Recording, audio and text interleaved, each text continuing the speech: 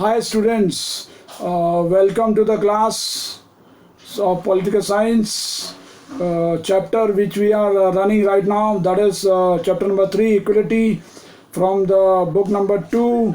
In the last video we were talking about the how can we promote equality. Under that one, number 1 topic was establishing formal equality. Number 2 was equality through the differential treatment. And now one more way they have told here to promote the equality, that is affirmative action. Affirmative मतलब सकारात्मक positive सोच वाला कोई काम, इसको लेकर how can we promote the equality. It's a big in the book it is given in 3-4 pages. Exam में it can be asked कि what do you mean by affirmative action, what can we do through the affirmative action to promote the equality in our country. So let's start with this affirmative action. ये जो affirmative action का जो idea है, that is based on the thing that establishing formal equality by law is not sufficient. वो इस idea पे based है कि हम समाज के अंदर कानून के तहत समानता ला रहे हैं, ये काफ़ी नहीं है. इस आइडिया पर ये अफर्मेटिव एक्शन जो है दैट इज़ बेस्ड. वो ये आइडिया कह रहा है कि ये ज़रूरी है that to take some positive measures to minimise the social inequalities, to eliminate the this inequalities, entrenched मतलब बताता खाईनुमा जो असमानता हैं उनको ख़त्म करने के लिए कुछ पॉजिटिव मेजर्स को लाना ज़रूरी है. और ये जो क्या नाम इनइक्वलिटीज़ हैं they are which are deep rooted, जो बहुत समाज में बहुत उनकी गहरी जड़ें हैं, उनको हटाना ज़रूरी है.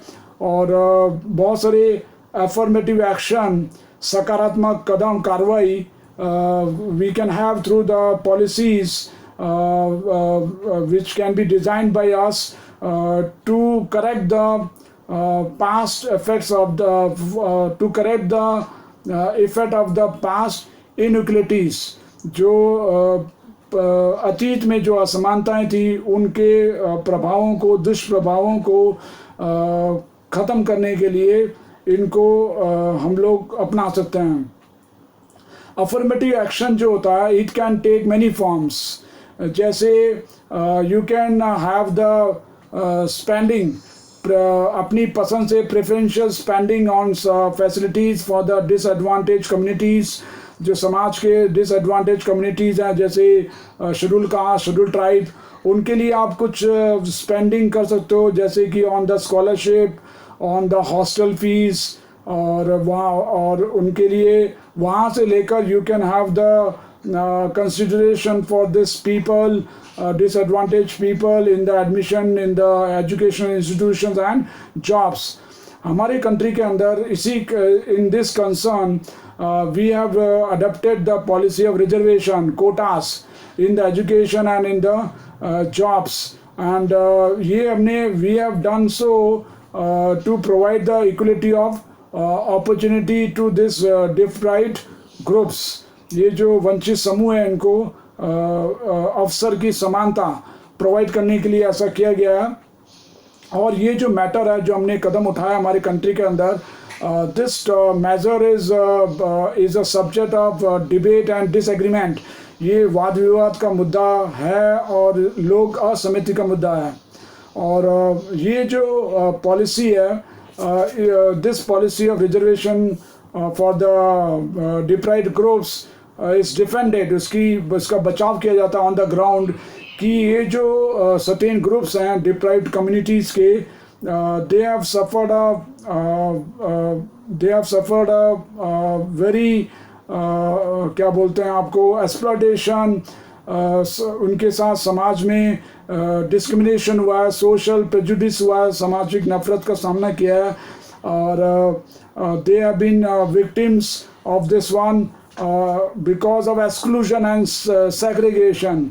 एक्सक्लूजन मतलब उनको समाज से निकाल दिया गया था एक्सक्लूड कर दिया गया था और सेग्रीगेट मतलब उनको अलग थलग कर दिया गया। तो इसकी वजह से ये जो समाज के जो ये डिप्राइव्ड ग्रुप्स हैं, schedule caste, schedule tribes, they have faced social prejudice and discrimination.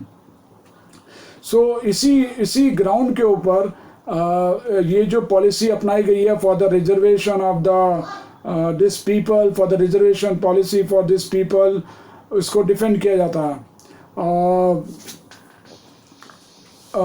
ये जो कम्युनिटीज़ हैं जिन्होंने those who have suffered in the past, those who have not given equal opportunities in the past, उनको आगे बढ़ने का मौका बराबर का नहीं मिला है। अगर उनको if you provide them this type of quota as a reservation, so you can expect that they will compete with others on equal terms। फिर वो दूसरों के साथ compete कर सकते हैं समान शर्तों के ऊपर, क्योंकि उनको भी आगे बढ़ने का मौका दिया जा रहा है। और therefore if you want to create an egalitarian and a just society, egalitarian का मतलब मैंने आपको पहले भी बताया हुआ है, is a principle of equality which is telling that people should have equal rights and opportunities। just का मतलब न्यायपूर्वक समाज। अगर आपको ये बनाना है ऐसा समाज, तो you have to give special protection and help to this disadvantaged communities of the society। special assistance एक और तरीका है for the affirmative action, विशेष सहायता, ये भी एक तरीका है। इससे भी लेकिन ये जो स्पेशल असिस्टेंस है ये टाइम बाउंड होता है, टेम्परेरी होता है, इट्स नॉट ऑलवेज। इसका एक समय सीमा उसकी बंदी होती है और ये इस मान्यता पर आधारित है। It is based on the assumption that special consideration will enable this disadvantaged communities to overcome the existing disadvantages, कि उनके साथ जो अभी जो प्रॉब्लम्स हैं उनसे ओवरकम होने में उनको इससे मदद मिलेगी और फिर वो लोग जो है they can compete with other people on the equal terms. Although ये जो पॉलिसीज़ हैं of affirmative action, they are supported by the supported for making the society more equal। इनको समाज को समान बनाने के लिए इनको सपोर्ट किया जाता है इन अफर्मेटिव एक्शन को। लेकिन many theorists, सिद्धांतकार जो थ्योरीज बनाते हैं regarding the socialism and to make the society equal, वो इसको लेकर आर्ग्यू करते हैं। दे से कि वो क्वेश्चन करते हैं कि क्या by giving the different treatment to this people can you lead to a greater equality, क्या आप इनको समाज के अंदर डिफरेंट ट्रीटमेंट देकर इन लोगों को क्या आप समाज को समानता की ओर ले जा पाओगे, कि ऐसा वो क्वेश्चन करता है। क्रिटिक्स ऑफ पॉजिटिव डिस्क्रिमिनेशन, मतलब आप समाज में भेदभाव कर रहे हो एक अच्छी सोच के साथ, इसको इसलिए वर्ड यूज़ हुआ है पॉजिटिव डिस्क्रिमिनेशन। पॉलिसी ऑफ जैसे रिजर्वेशन हमने बनाई है, ये जो थ्योरी है, ये इसके जो आलोचक हैं क्रिटिक्स, वो दे यूज़ दिस इसकी आलोचना करने के लिए रिजर्वेशन की पॉलिसी के लिए they use the principle of equality to argue against such policies. वो इक्वलिटी के सिद्धांत का इस्तेमाल करते हैं ऐसी पॉलिसीज़ को इनका विरोध करने के लिए, इनके खिलाफ बहस करने के लिए। ये जो क्रिटिक्स हैं दे वांट टू से कि ये जो any provision which we are making of reservation and quotas for this disadvantage communities in getting admission in the higher educations and in the jobs, वो that is unfair। वो कहते हैं ये उचित नहीं है, that is unfair because by doing this one we are denying right to equal treatment of the other section of the society in an arbitrarily manner. वो कह रहे हैं कि इसके द्वारा हम समाज के जो दूसरे सदस्य हैं उनके साथ जो उनका जो इक्वल ट्रीटमेंट का जो राइट है उसको हम मनमाने ढंग से उसका उल्लंघन कर रहे हैं। तो वो कह रहे हैं कि ये जो चीज़ है वो reservation of in the jobs and the admission in the higher education is unfair. ये क्रिटिक्स बोलते हैं कि रिजर्वेशन एक तरह का it is a form of discrimination, ये भी एक भेदभाव का तरीका है। और इक्वलिटी के लिए वो कहते हैं कि equality require that all the person should be treated alike. वो कहते हैं कि इक्वलिटी के लिए सब लोगों को एक समान ट्रीट करना चाहिए। और when we make this distinction when we make this distinction तो on the basis of the color of the skin, on the basis of the caste, so अगर हम ऐसा कर रहे हैं तो what we are doing actually when we are making distinction between the people on the basis of the color of the skin, on the basis of the caste, so we are doing the reinforce reinforce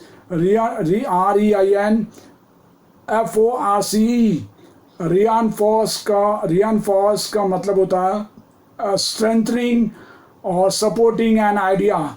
तो आप अगर ऐसा जो distinction कर रहे हो between the people on the basis of the colour and the caste, तो आप जो समाज के अंदर जो पहले नफरत होते थे, कास्ट प्रेजुडिसेस, रेशियल प्रेजुडिस, जातीय नफरता और रेस के हिसाब से जो नफरत थी उसको आप बढ़ावा दे रहे हो, उसको और मजबूती प्रदान कर रहे हो। थ्योरिस्ट जो है सिद्धांतकार वो कहते हैं कि इम्पोर्टेंट थिंग जो है वो ये है कि we have to remove this type of distinctions. ऐसे जो हम डिस्टिंक्शंस कर रहे हैं समाज के अंदर उनको हमको ख़त्म करना चाहिए, जो कि which are dividing the society, इनको हमको ख़त्म कर देना चाहिए। इसी कंटेक्स्ट के अंदर ये जो हमारा जो डिबेट चल रहा है रिगार्डिंग द इक्वलिटी, इसी संदर्भ में in this concern it is important to have the distinction between equality. दो इक्वलिटी के बीच में डिस्टिंक्शन करना ज़रूरी है कि एक तो as a guiding principle of government, guiding equality as guiding principle of क्या बोलते हैं of state policy and equal rights of individuals. इन दोनों के बीच में डिस्टिंक्शन करना ज़रूरी है कि सरकार को समानता लाने के लिए जिन सिद्धांतों को अपनाना पड़ता है वो, और सब लोगों को राइट्स ऑफ इंडिविजुअल्स, सब लोगों को बराबर अधिकार देना चाहिए। इन दोनों के बीच में डिस्टिंक्शन करना ज़रूरी है इसी संदर्भ के अंदर। टू ब्रिंग द इक्वलिटी, इन दोनों में डिस्टिंक्शन करना ज़रूरी है। इंडिविजुअल्स हैज़ राइट, एक आदमी को राइट है to get the equal consideration for admission to education institutions and public sector employment. मतलब इंडिविजुअल्स को राइट मिलना चाहिए for admission to higher education in educational institution और पब्लिक सेक्टर एम्प्लॉयमेंट के अंदर। लेकिन वो जो कंपटीशन होगा दैट शुड बी फेयर, वो कंपटीशन जो है वो फेयर होना चाहिए। कभी कभार क्या होता है अगर कंपटीशन इन लिमिटेड सीट्स के लिए, जॉब्स के लिए, इन जो गवर्नमेंट की ये जो कॉलेजेस होता हैं इनके अंदर लिमिटेड सीट्स होती हैं, जॉब्स के अंदर भी limited jobs number of seats होता है। तो वहाँ पर व्हाट प्रॉब्लम कम कि कंपटीशन की वजह से ये जो डिप्राइव्ड सोसाइटी के पार्ट हैं, schedule cast and schedule people, वो थोड़े से डिसएडवांटेज में रह जाते हैं।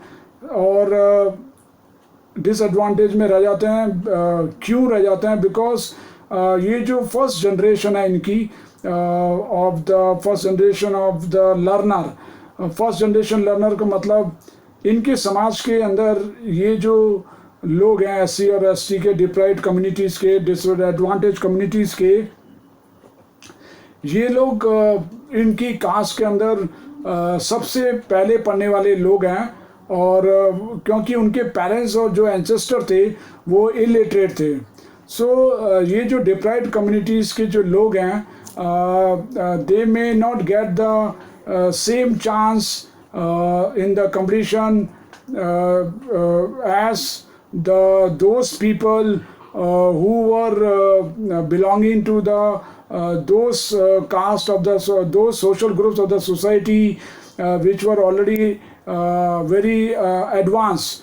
उनके साथ उनको थोड़ा सा कंपटीशन करने में, डिसएडवांटेज कम्युनिटीज़ के मेंबर्स को उनके साथ कंपटीशन करने में दिक्कत आ सकती है, क्योंकि उनको फेयर चांस नहीं मिलेगा। क्योंकि जो दूसरे लोग हैं, other section of the society जो पहले से एजुकेशन में काफ़ी आगे हैं, वो लोग आगे हो जाएंगे, क्योंकि वो लोग पहले से ही एक एजुकेटेड फैमिलीज में जन्म हुआ उनका, तो वो लोग तो आगे हो जाएंगे। और ये जो फर्स्ट जनरेशन लीडर्स हैं, लर्नर हैं, फर्स्ट जनरेशन लीडर जो हैं, वो तो अभी पढ़ना लिखना शुरू हुए हैं, तो they will not get the equal chance in the competition. So ये जो मेंबर्स हैं एक्सक्लूडेड ग्रुप्स के, जो लोग दलित हैं, विमेन हैं और अदर कैटेगरी जैसे शेड्यूल्ड ट्राइब्स, उनको they deserve some special help. उनको कुछ स्पेशल हेल्प की ज़रूरत है, और ये प्रोवाइड करने के लिए, to provide this one, government should design some social policies which will help these people to become equal in the society and give them fair chance to compete with the other normal people। और ये जो हमारे country के अंदर एक fact देखने को मिला है, कि in the areas of education and एक चीज़ हमारे कंट्री के अंदर देखने को मिली है कि हेल्थ केयर और एजुकेशन के अंदर government has not done so far good for this deprived population, for that they are due, मतलब जो उनको मिलना चाहिए वो अभी तक समाज के अंदर इनको अच्छी तरह से प्रोवाइड नहीं किया गया। ये जो इनइक्वलिटीज़ आपको स्कूल एजुकेशन में देखने को मिल सकती है, चौंकाने वाली है। भारत के many poor children's in the rural areas of India, in the urban slums areas of India, they have got a very little chance of attending schools, और अगर उनको चांस मिलती भी है so they are not getting that type of facilities, which are provided to the students of the elite schools, hi fi schools जो होता है वहाँ पे जैसी फैसिलिटीज़ मिलती है उनको वैसी नहीं मिलती है। और inequalities के साथ when the children will enter into the school, so that will hamper इन गरीब बच्चों के इन inequalities के साथ अगर ये गरीब बच्चे अगर schools में enter करते हैं तो this children will not get the chance to improve their qualification, or will not get the chance to get the good jobs, क्योंकि वो पहले से पिछड़े में हैं तो उनको अपनी क्वालिफिकेशन आगे बढ़ाने का मौका नहीं मिलेगा, क्योंकि स्कूल्स में उनको अच्छी फैसिलिटीज़ नहीं मिल रही है और अच्छे जॉब्स ढूंढने में उनको अच्छा मौका नहीं मिलेगा। तो ये जो स्टूडेंट्स हैं इनके साथ एक और प्रॉब्लम है, they also face hurdles in gaining admission to the professional courses। अच्छे elite मतलब अच्छे प्रोफेशनल कोर्सेज के अंदर भी उनको एडमिशन के लिए they find a problem because they lack the means to pay for the special coaching, क्योंकि उनके पास स्पेशल कोचिंग को पे करने के लिए साधन नहीं होता है। प्लस इन प्रोफेशनल कोर्सेज की जो फीस होती है that is also very high, that also prohibits उनको रोकती है, प्रतिबंध लगाती है from getting admission to this professional courses, and as a result this people members of the disadvantaged communities cannot compete on equal terms with the privilege section of the society, समाज के वो लोग जिनको सारी सुविधाएं मिली हैं आगे बढ़ने की, उनके साथ ये इक्वल टर्म्स में compete नहीं कर सकते हैं। सोशल और इकोनॉमिक इक्वलिटीज़ इस प्रकार की जो समाज में मौजूद हैं, they are obstacle in getting the objective of equal opportunities, in getting the objective of equal opportunities। Last point इस स्लाइड के अंदर। नाउ ये जो हमारा जो गोल है इक्वल अपॉर्चुनिटी का, that is not a controversial matter in achieving the equality. Matter ये करता है कि what policy government is making to achieve this goal. मतलब कहने का मतलब है कि हमारा जो इक्वल अपॉर्चुनिटी का जो गोल है वो यहाँ पर विवाद का मुद्दा नहीं है। जो कंट्रोवर्शियल मैटर है वो है कि what policy government is making to achieve this equality for the this type of people. State को क्या मतलब स्टेट को रिजर्वेशन जो लोग ने बनाया है फॉर द डिप्राइव्ड कम्युनिटीज़, क्या वो सही है? और या जो इनको जो स्पेशल फैसिलिटीज़ मिल रही है to develop their talent and skills from the early age, कौन सा तरीका अपनाना चाहिए स्टेट को? उनको रिजर्वेशन देना चाहिए या फिर उनको जब वो स्कूल में आते हैं तभी से उनको they should get the proper facilities for the development of their talent और स्किल? अच्छा, कौन डिप्राइव्ड में आएंगे, वंचित समुदायों में आएंगे, ये कैसे डिसाइड किया जाए? Shall we use economic criteria और shall we use social inequalities for जो कि कास्ट सिस्टम की वजह से आती हैं, क्या उनको यूज़ करें to identify this deprived people? तो ये जो एस्पेक्ट्स हैं सोशल पॉलिसी के, they are being debated today. आज उनके ऊपर डिबेट होता रहता है और ultimately you can say that policy which we are choosing that should be justified। उनको हमको जस्टिफाई करना चाहिए, न्याय उचित ठहराना चाहिए in the terms of what success we are getting through these policies in making the society more fair and fair to all and egalitarian society। मतलब in policy से हमको समाज को फेयर बनाने में सबके लिए और एगालिटेरियन सोसाइटी बनाने के लिए कितना फ़ायदा मिल रहा है, उसके हिसाब से we have to justify this policies of the government. उसके बाद बहुत सारे जो इश्यूज़ हैं इक्वलिटी को लेकर, उसके अंदर वी हैव टू इक्वलिटी को लेकर जो बहुत सारे इश्यूज़ हैं जो हम देख रहे हैं, उसमें एक डिस्टिंक्शन जो है, एक और डिस्टिंक्शन करना चाहिए, that treating everyone in an identical manner and treating everyone as equal. देखो, treating everyone in an identical manner, इसका मतलब होता है सबको एक जैसा मानना, सबको एक जैसा मानना। और ट्रीटिंग एवरीवन एज इक्वल, इसका मतलब होता है सबको एक समान मानना। दोनों में डिफरेंस है। आइडेंटिकल मैनर मतलब वो भी ह्यूमन बीइंग है, ये भी ह्यूमन बीइंग है, इक्वल ट्रीटमेंट दो। और ट्रीटिंग एवरीवन एज इक्वल, सबको एक समान मानना। आइडेंटिकल मतलब एक जैसा, वो मैंने पहले बताया था। और ट्रीटिंग एवरीवन एज इक्वल मतलब सबको बराबर कर लाना, अगर वो कमज़ोर है तो उसको आगे बढ़ने का मौका देना। ट्रीटिंग एवरीवन एज इक्वल, इनके बीच में भी डिस्टिंक्शन की ज़रूरत है।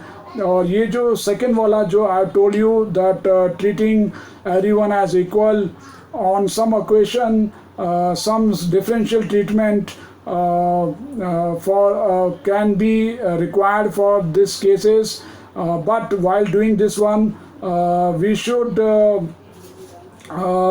keep one thing in mind, that we have to promote the equality. So ये जो differential और special treatment है that should be considered as a goal to achieve the equality, but that should require, but इसके लिए we should require justification and careful reflection. इसके लिए आपको justify करना पड़ेगा उसको कि आप जो स्पेशल ट्रीटमेंट और डिफरेंशियल ट्रीटमेंट दे रहे हो उसको सही है कि नहीं है, उसको वापस से इसके ऊपर पुनर्विचार करने की ज़रूरत है बार बार कि जो हो रहा है वो सही है कि नहीं है. और ये जो since this differential treatment for different communities of the society is a part of the caste system, ये कास्ट सिस्टम का एक पार्ट है, या फिर it is because of the some practices like apartheid, रंग-भेद नीति जो साउथ अफ्रीका में फॉलो हुई थी on the basis of the colour of the skin, ये इसके पार्ट हैं. सो लिबरल्स जो हैं, लिबरल्स उदारवादी लोग, लिबरल्स मैंने आपको in this chapter I told you कि they want competition as a fair way to have the just and equal distribution of resources. तो लिबरल्स जो हैं they are deviating themselves from the norms of identical treatment. एक जैसा बर्ताव की जो धारणा, उससे वो अपने आप को डिविएट करते हैं, अलग करते हैं. डिविएट का मतलब अपने आप को सेपरेट करना, अलग करना, डिविएट करते हैं सावधानी बरतते हुए. ये बुक में वो लिखा हुआ WARY, वारी. वारी का मतलब होता है showing caution about the possible dangers और प्रॉब्लम्स. तो वो इसमें ये जो थ्योरी है नॉर्म्स ऑफ आइडेंटिकल ट्रीटमेंट, सबको एक जैसा बर्ताव, उसको अपने आप को उससे अलग करते हैं बाय अडॉप्टिंग अ कॉशन, सावधानी बरतते हुए. और उसके बाद इंडिया के अंदर in the 19th century this type of issues regarding the to achieve the equality, they were raised during the during the movements done by the women in the 19th century. In the 19th century, struggles were done by the women for the equal rights. For example, they demanded for right to vote. They demanded they should also have the right to receive the degrees in colleges and universities, and they should also have right to work. Or these rights they were demanding, they like that they want to say कि they should also have the same rights as the man are getting in the society. लेकिन when they entered into the job market, जब वो job market में enter हुए तो उनको realize हुआ कि some special facilities are required for the women to exercise all these rights which are provided to men. For example, उनको लगा कि they should get the provision for maternity leave. Maternity leave मतलब जब lady pregnant होगी तो उनको कुछ leave दी जाए कुछ समय के लिए, 2, 3, 4 महीने के लिए, जो भी है गवर्नमेंट की जो पॉलिसीज़ हैं उसके अकॉर्डिंग. और they should get crashes.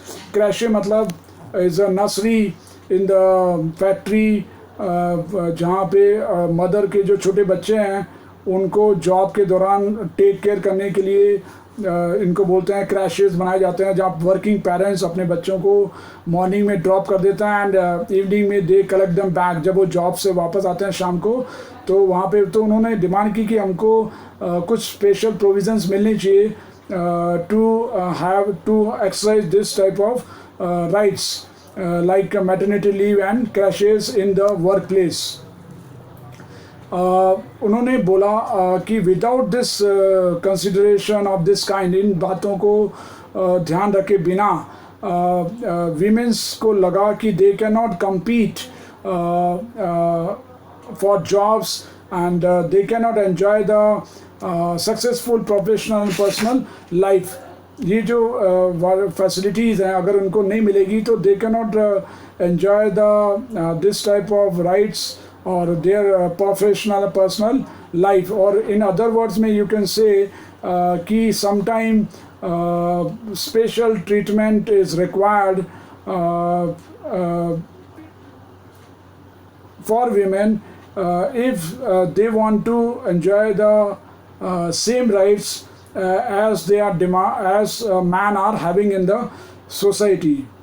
So like that, so when we last में now conclusion of the chapter, that is while talking on this issue of equality and examining whether this differential treatment मिलना चाहिए in a particular case, we should ask ourselves, हमें अपने आप से ये पूछना चाहिए कि whether differential treatment is essential, क्या ज़रूरी है to ensure that set of people, लोगों का एक समूह जो है they can enjoy the same rights as the rest of society. मतलब जो हम स्पेशल ट्रीटमेंट दे रहे हैं कुछ समूहों को, लोगों के कुछ समूहों को, क्या वो उन राइट्स को एंजॉय कर पाएंगे as rest of the societies enjoying.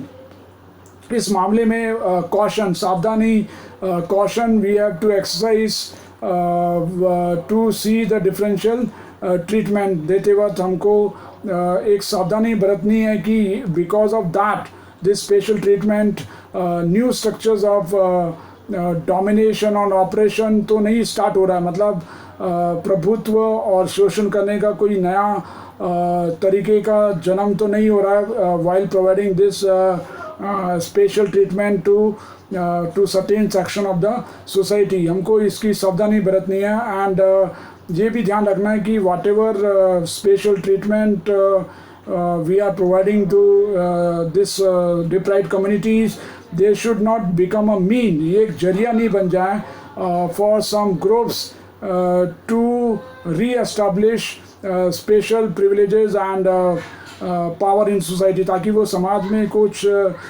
विशेष अधिकार या पावर नहीं हासिल कर ले, उसके जरिया नहीं बनने चाहिए. Different last line in the conclusion कि डिफरेंशियल ट्रीटमेंट इज़ इंटेंडेड, मतलब ये होना चाहिए इस बट ये होना चाहिए इसको और जस्टिफाइड करना चाहिए एज अ मीन. मतलब आप इसको अगर बना रहे हो तो इसको ठीक है, इसकी मंशा सही है और it should be justified only on the basis that it will promote a just and egalitarian society. ये एक न्यायपूर्वक और egalitarian society को जन्म देगा, तब ये सही रहेगा differential treatment. तो that is all about the affirmative action to promote the equality in the society, and that is the completion of the chapter. Now we will take in the next video new lesson. Till then, thank you, have a nice day. Or you can also make whatever chapter we have taught, you can also make the